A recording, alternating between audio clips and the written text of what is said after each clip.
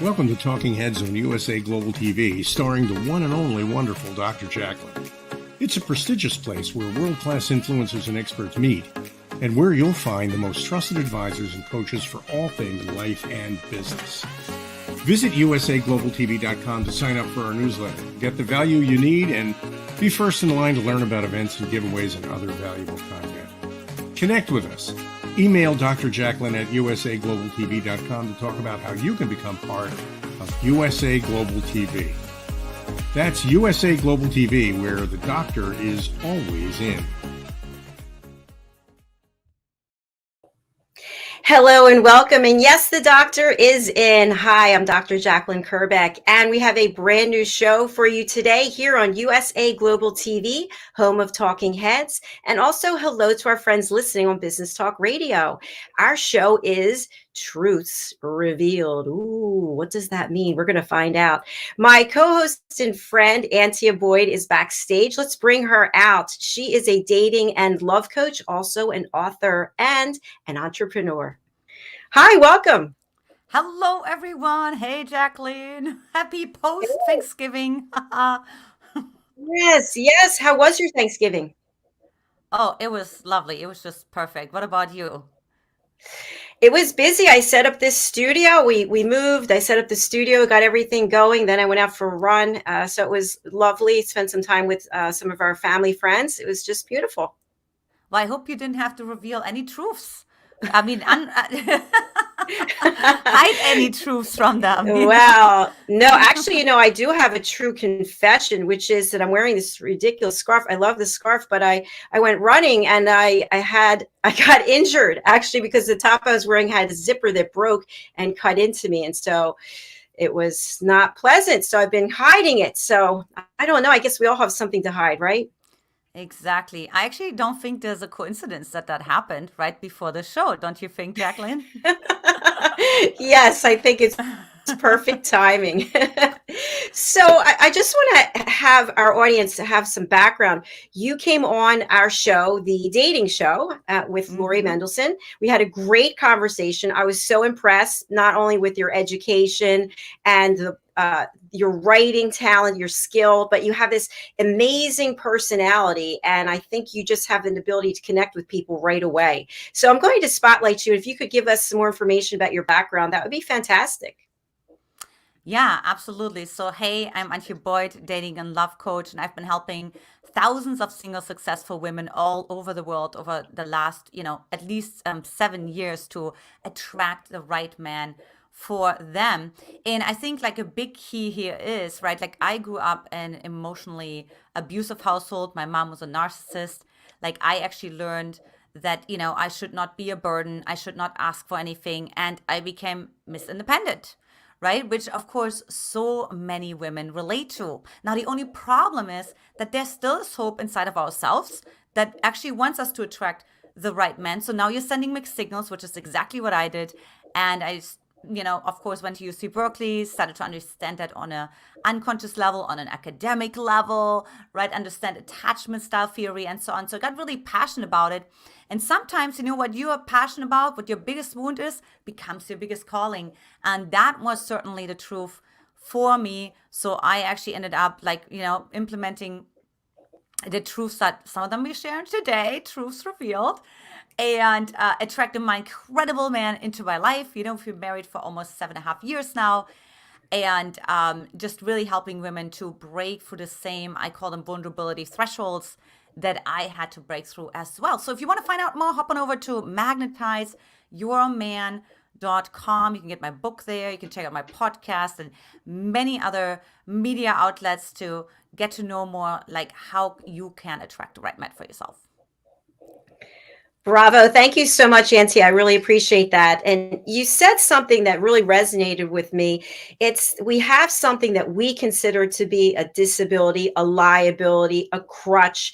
And so we keep it inside. We don't want to talk about it. We don't want anyone to know. And then once we do come out with it, it can help us in so many ways that we could never even have envisioned.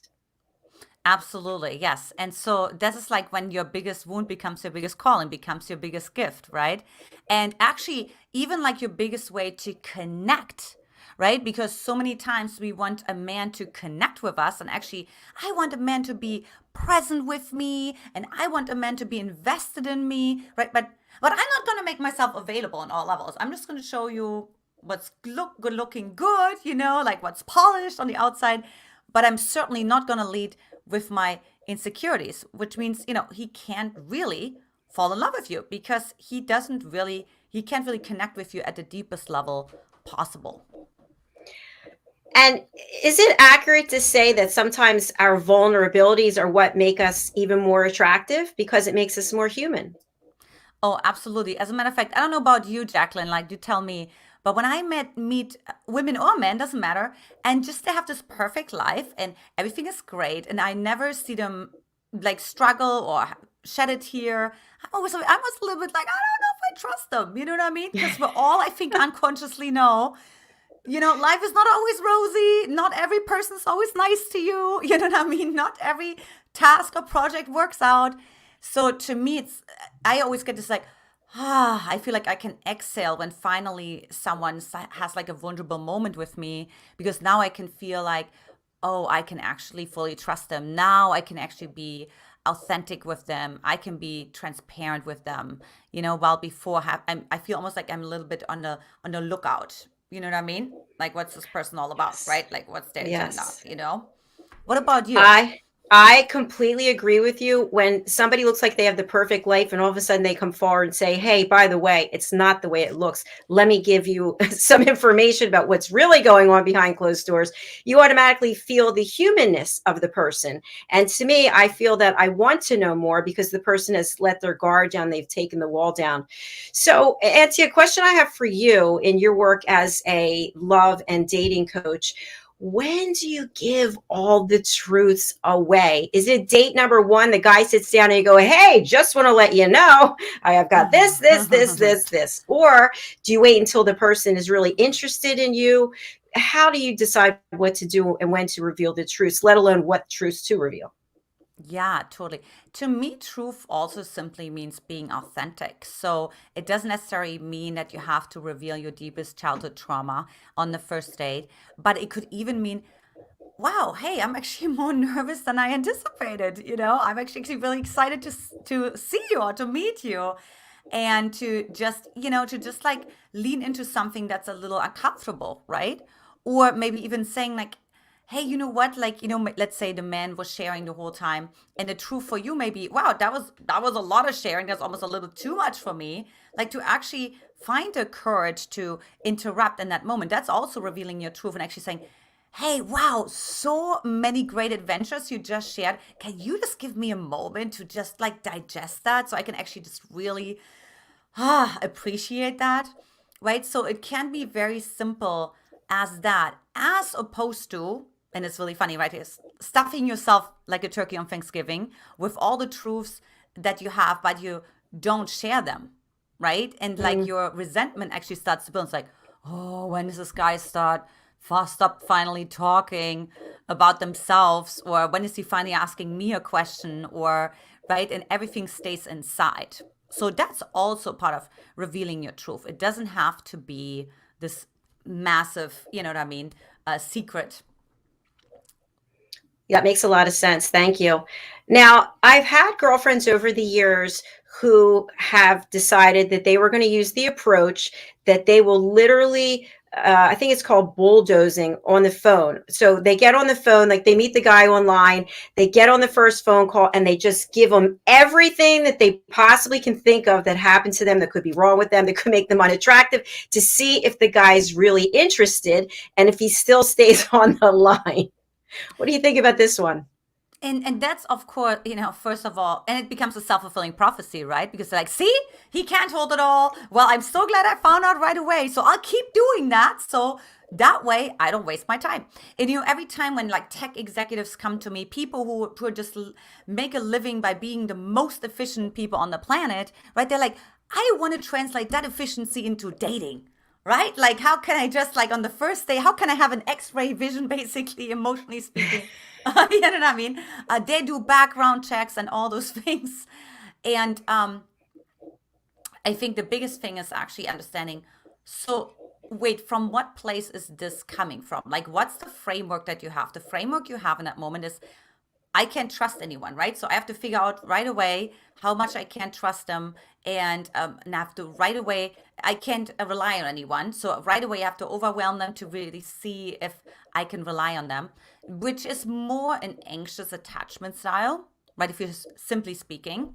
However, what we want to practice more is coming from a secure attachment style, and that is actually pacing ourselves, right? Because the reality is, like, we get to know each other not just like on a mental level, okay, what you like to do, for fun, or you know what I mean, like whatever, what your favorite role model is, or whatever the case may be, but it's also energetic and emotional. You create a rhythm and a dynamic with each other. So if you just overwhelm each other, by the way, words is just about what is like 8% of communication, something so small, right?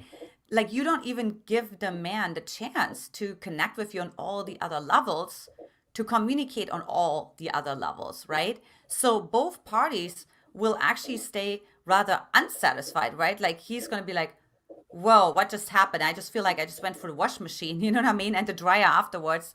And like, I don't know what's, it feel inside and out, And for the woman, she'll feel like very mental, because she'll just bombard him with everything.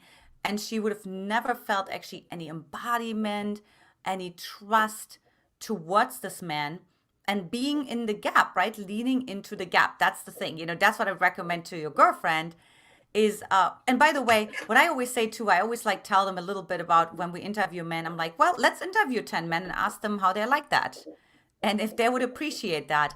So that always helps too, right? It's actually doing a little bit of market research. So we did that because my husband worked with men for 10 years. And, and they would, I'm sure they would say, like, this is like way too much, Mayday, mayday, SOS. I got to jump Yes. ship here. Yes, it's that could definitely be a turnoff as well.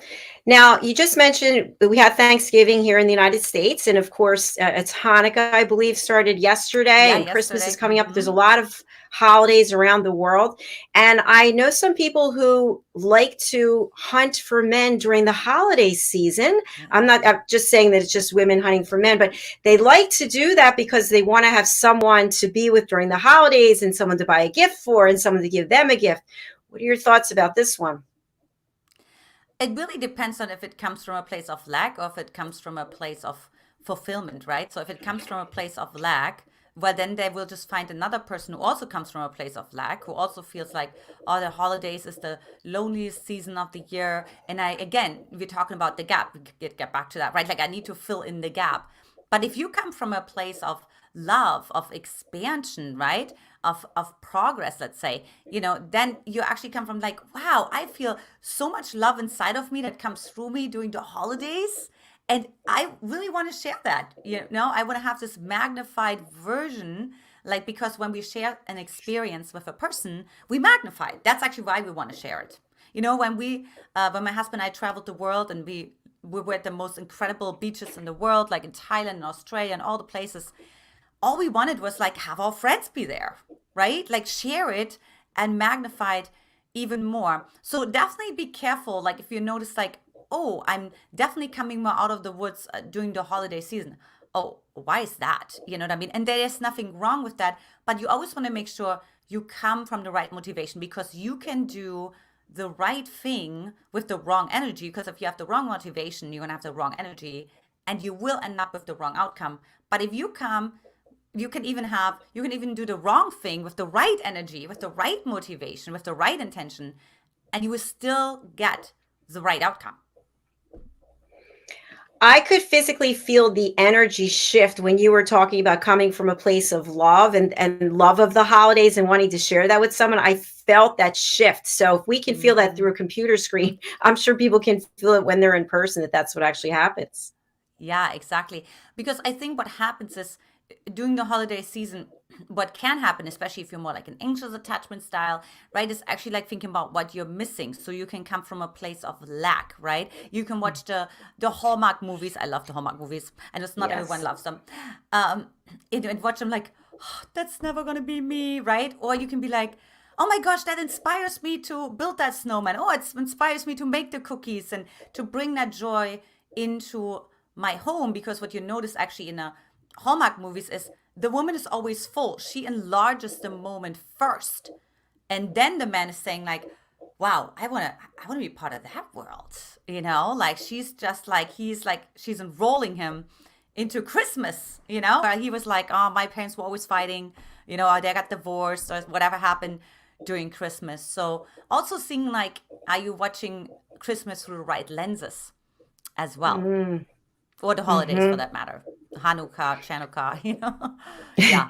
I am definitely going to watch the Hallmark movies with a different pair of eyes now that you mentioned that. That's really brilliant.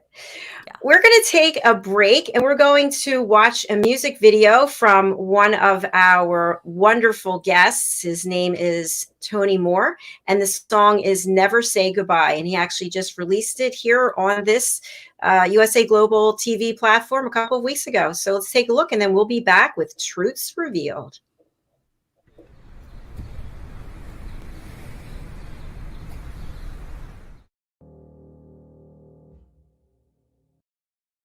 I don't think men are superficial idiots, that their brains are wired to be visual. I'm told I give great advice. Nike Just Do It for exercise, I think really applies to sex too.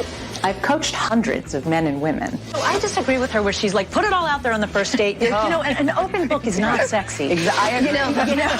Do you have relationship questions? Chances are one of my clients or myself or my friends have gone through the same thing, and I already made a video about it. So I invite you to check out my YouTube channel, Donna Barnes. I've made hundreds of advice videos based on real-life experiences so that you can make better choices. In my upcoming Breakup Recovery Action Plan, there's going to be checklists and quizzes. Best information that I've ever experienced or acquired. If you're stuck and can't move forward or let go, my action plan is built to help you. Subscribe to my channel. I'll help you have better relationships.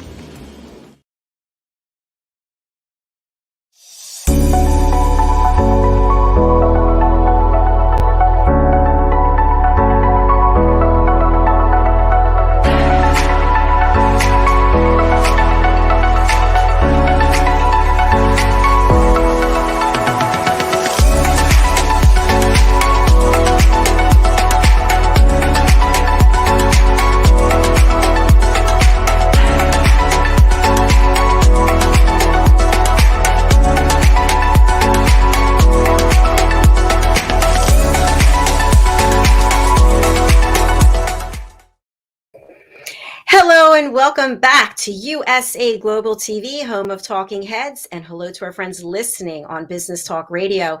Our show today is Truths Revealed, and Antia and I are talking about how to attract a man for a long-term commitment. And during this process, what we are sharing from our own stories as well as others is that there are times in our lives when we want to hide things. We want to pack it all down there and not let anybody know. And it's difficult to attract someone else when you're walking around with a bag of secrets, right, Antia? Absolutely. And men can tell. They may not necessarily know what it is, but they're just like, that's something she's holding back. Why is she holding that back? And what is it? How big is it? Is it like a bomb exploding? Like, is it like, a whole like windfall coming down I can't handle? And or is it she's not that interested, right? She doesn't really trust me enough, right? So men actually starts to question themselves. So what men do, well, what any brain does really, when you question yourself, the confused mind says no, right? So then you actually bring out the more, avoidant or hesitant patterns out in a man, right? Like he's like, we'll see. It's nice to see you, nice to meet you, and we should do this again sometime. Which, by the way, they're going to use a lot of non-committal language when they start becoming confused. Right? Because they don't know. And they think maybe with time, it creates clarity and then they will know, which of course never happens. Mm-hmm. Excellent points. So I'm wondering if we want to do the right things to attract someone, do we, let's say at the end of the first date, we feel it went really well. Do we just ask the question, how did you think it went, Bob? Oh, no, it's not like that. But it's actually just really saying from your heart, just really saying, what did you enjoy about the date? But just really stay with it, stay present, stay in your body, smile, right? Just really say, wow, I just really enjoyed our conversation about whatever it was, you know what I mean? About your favorite trip. And my favorite thing about that was blah, blah, blah. So it's really like making sure that it's like really authentic and transparent. And, and then you just smile. That's it. It's like leaning into the gap, right? It's like not saying, oh, let's do this again. And then that's the green light or the green door for the man to walk through and say, well, let's do it again. I'd love to take you out again. I'm so glad you enjoyed yourself. I enjoyed myself too. Right? So like just really saying something incredibly amazing. And what I visualize is really this openness. You're open. You stay open versus like wanting to close it by saying, oh, let's do this again. We should do this again. Because, the unconscious, like, right, or especially if you were a little girl and you actually had emotionally unavailable parents, you actually don't want to be in the unknown, right? Because you don't know how the man could respond, right? So the inner girl saying, oh, the man's probably going to say, oh, it's nice to meet you, but it's not a match, or, something like that. And then you can save yourself because you can say, well, I feel the same way because you just made yourself vulnerable. So that's always the fear, right? We want to actually make sure, oh, in case he says no, that way the fall is not too deep. That way I'm not too disappointed. And that's the risk that you have to be willing to take. I love it. Now, what if you feel the date goes really well? And at the end, he's enjoyed himself. He's going out of town for business, something going on. He's going to contact you, but doesn't know availability right now.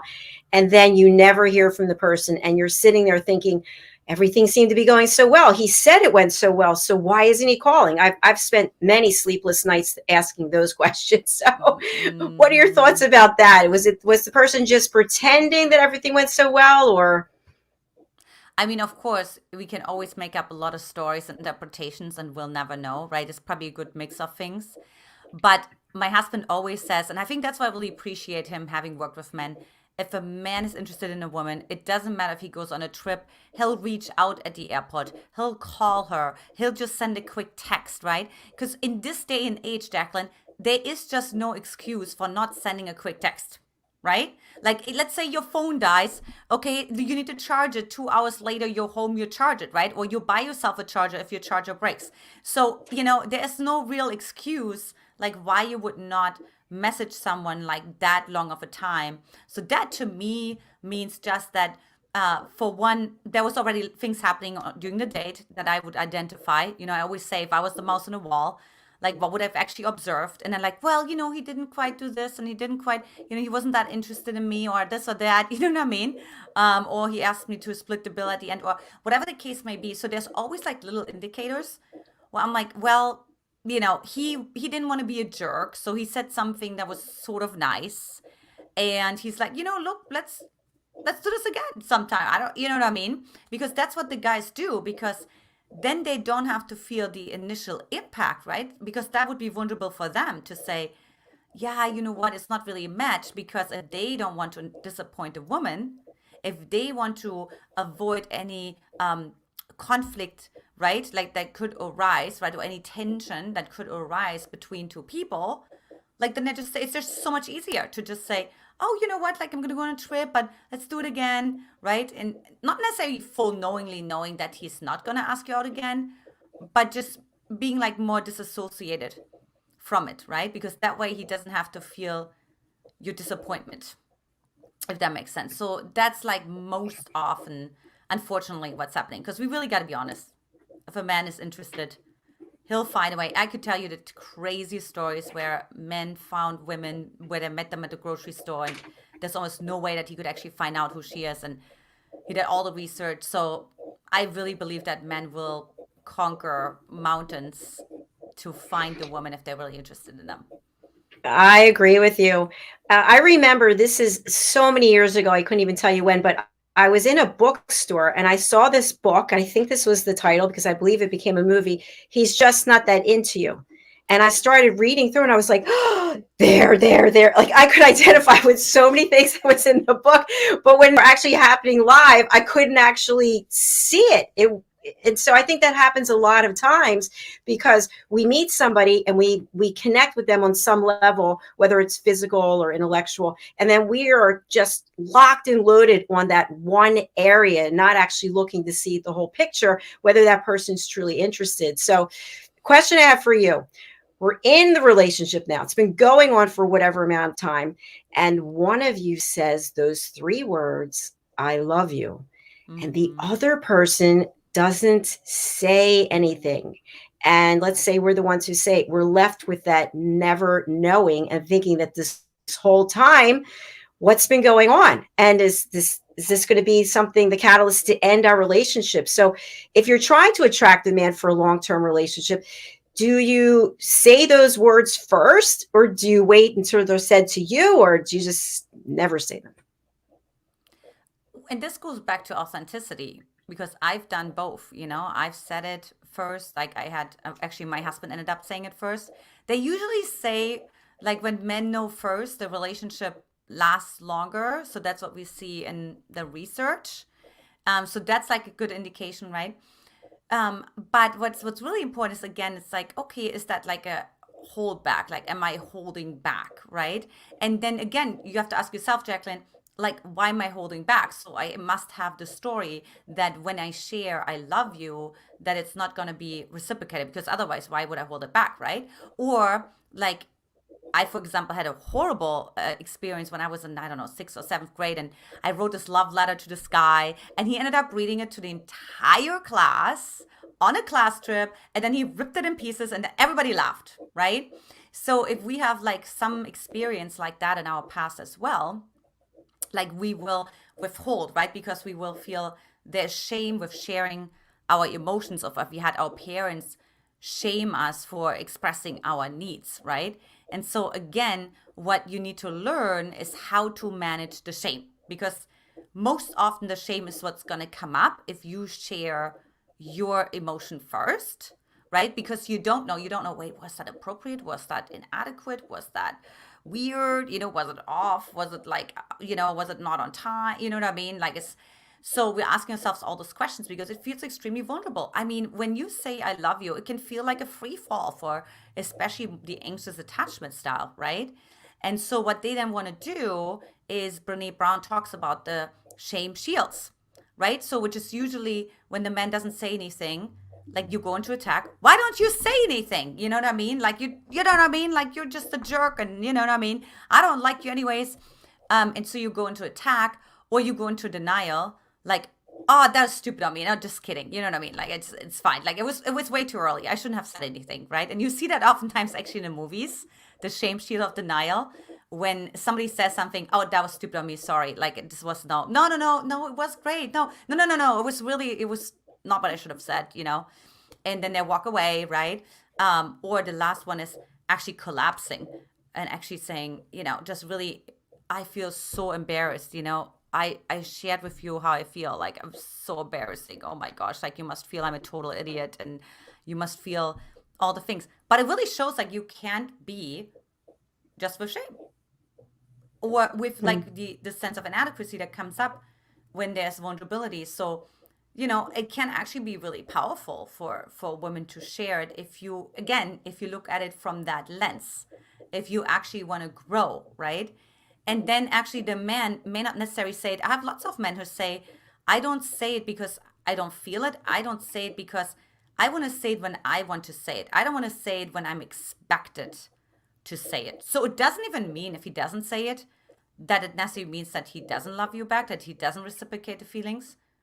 But it could also just mean, I'm going to say it when I fully feel it, from my own, not because I feel guilty now. Yes, that makes a lot of sense. And I think from different male friends that I've had over the years, they don't want to be pressured to say something because it's expected. They want it to be authentic, like what you just shared. So I think that makes a lot of sense. Now, something else that I've heard from men for decades is they love the chase. So when we're talking about authenticity, Also, they don't want, now again, this could be just a small group of people, right? It's not everyone, but they don't want to know that you're sitting around waiting for them 24/7, because that gets very boring, very old.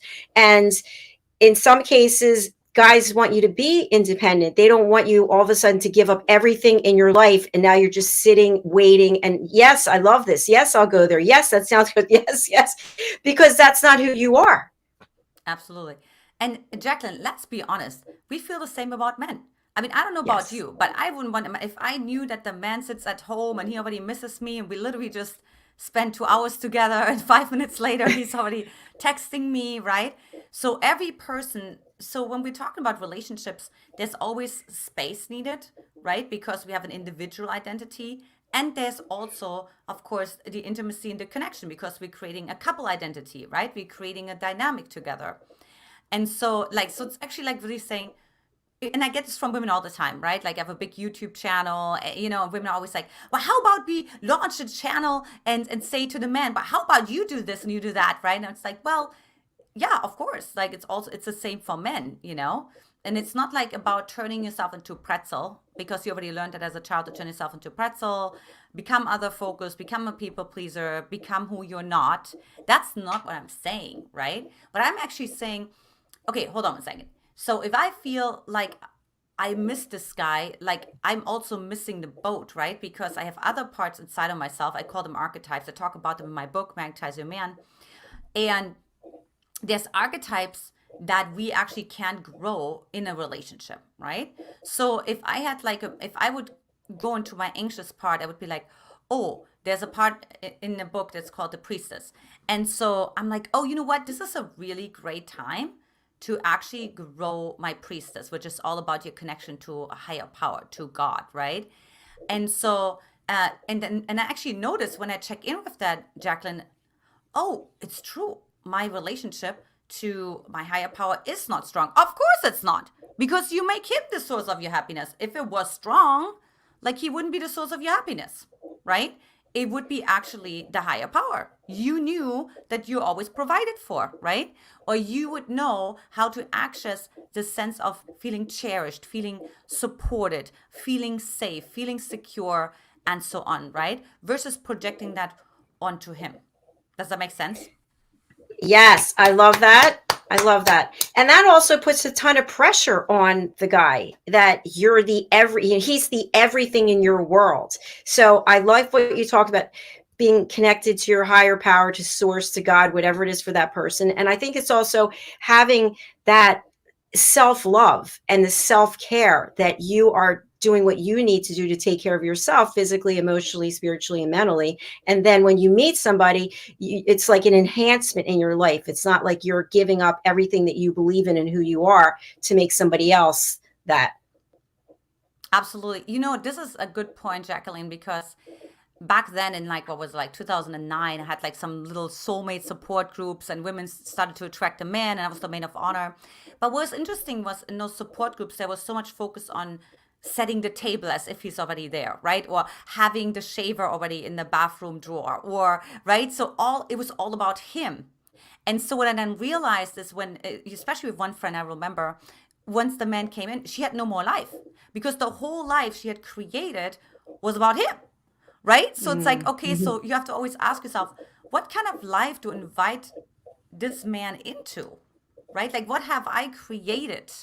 You know what I mean? Like that's extraordinary, or that's like a little mysterious, or that's surprising, right? What actually have I created in my life that enlarges every moment, right? Like versus actually saying, oh no. And I actually talked to a guy too, like years ago before I met my husband, and he had done all of that for women, and I just wanted to run the opposite direction, Jacalyn. He's like, I'm ready. I'm almost done with dental school. With he was almost like a dentist, and I have already half of the closet ready for you, and all the fingers like, oh my God, no, oh my God, you have the engagement ring too already. Oh my God, you know what I mean? Like, are you focusing on any other things? You know what I mean, other than getting ready for your wife? And this morning, my husband said something great, and he was talking about, we had a friend over yesterday, and she was talking about how she always attracts those feminine guys that are like saying, money's not that important to me. And then my husband said, you know what that really means? It's like money is also power too. And if he says like, power is not that important to me, he really denies his wild man, right? And what I always loved about my husband, he's like focuses on pleasing himself, right? And I think that's what we women want. We want a man, I'm not talking to the women right now who attracted a lot of narcissists into your life. That's what I'm talking about, right? But I'm talking about like somebody who's really congruent, aligned, who's fully there for you, supportive, but he also makes sure that he pleases himself. Like he knows what he likes, the music that he likes. He's not going to change the music because you don't like it. Maybe you just go into the other bathroom, right? So like he's going to hold true, because we're talking about truths today, right? He holds truth to his own values. So we women also test men too. Like, can I rock your boat? Are you starting to compromise your integrity? Because if you do, I'll never trust you and I'll never respect you again. Don't we do How that? far Jacalyn? yes, we do. How far can we push you? How far can we push you? Exactly. Well, it has been so much fun for our first episode together. I can hardly believe we're at the end of the show, but I'm going to spotlight you. And if you can share how people can get in touch with you, we did put it in the comments, but for people listening on the radio, and about this wonderful quiz that you have as well. Absolutely. Yeah. So for the women who feel like, busted on here, that's me. So I invite you to take my free Magnetize Your Man quiz. You can hop on over to mymquiz.com and take it right there, and then also get on a call with me. We actually see exactly what's happening for you. What are you hiding? What's your story? What do you think happens if you encounter a man? Like what are the unconscious expectations you're sending, and so on, and how to really break through that so you can attract the right man for you that you fully trust and you fully respect, and who also does the same for you in return. Wonderful. And I just put that into the comments. It's www.mymagetizeyourmanquiz.com. So just the initials, mymquiz.com. Very easy, right? And then very if you easy. want, you can find me on YouTube as well. Antia Boyd, you already see the name. We have almost 33,000 lovely ladies on there having hot discussions every week about what I share. Your opinions could go like, it's great. I love it because tension is life force. It creates momentum and it creates a lot of innovation as well. I'm all for it. Let's go. Absolutely. And I'm so glad that we're here doing this show together, Truths Revealed. So you can find us here each week at this time, this day. And if you would like to share some comments in the future, we would love to have your questions. You can put them right here into the comments. If you don't do it live right now, we can take a look at it next week, or you can reach out to Antia or myself. You have our contact information. All right. Thank you, folks. We'll be back tomorrow. Have a great rest of your day or your evening, wherever you are in the world. Bye. Take care. Bye. Bye.